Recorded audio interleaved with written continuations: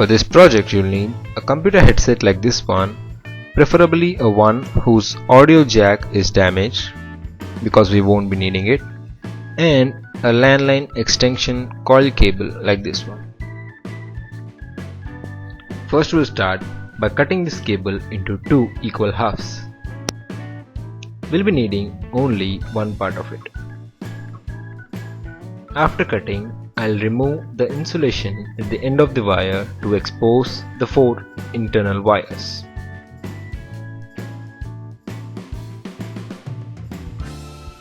This cable basically has two sets of wires, that is, two red wires and two green wires. One of the set is for mic and other set is for the speakers. Usually these phones come with only mono audio. There are two ways of wiring the computer headset to the landline cable.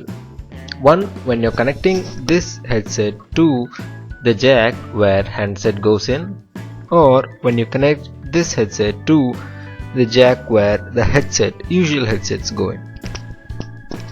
If you are planning to connect it to the handset jack, then the outermost wires will be mic and the innermost wires will be speakers. In our case, the green wires are mic and the red wires are speakers.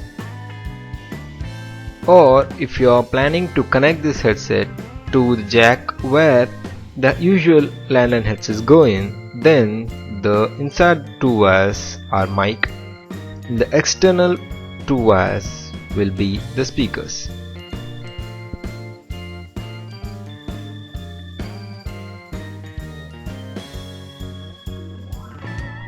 The mic used in these headsets usually is the condenser mic, which is polarized. So after connecting, if it doesn't work, then you can interchange the wires and test it again.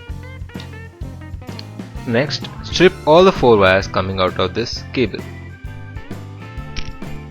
Similarly, cut and strip the wire coming from the headset.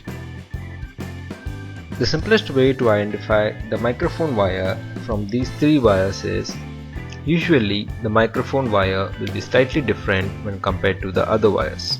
Like here, the microphone wire has a rough texture when compared to the other two speaker wires, which are smooth. Remove the insulation of these three wires and burn this wire slightly to remove the insulation. Soldering also will remove the insulation over these wires. Next, join both the speaker wires in parallel. As I already mentioned, the sound coming out from the landline will usually be mono and not stereo. Now insert some heat shrink tubing into these wires and join these wires to the headset wire with respect to the diagram which we saw before.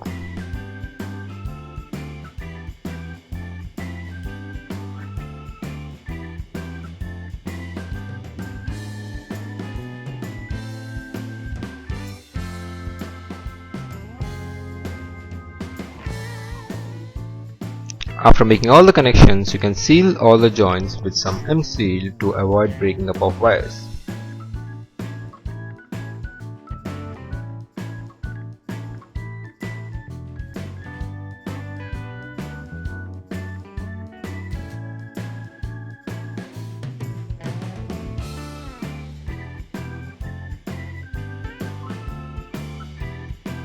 Let this dry for at least 2 hours. After drying, the headphone is now ready. Now connect the headset into the headset or handset jacks for whichever you designed it for, switch on the respective mode and start talking. So that's all for today's video. If you like this video, you might like some of my other videos too.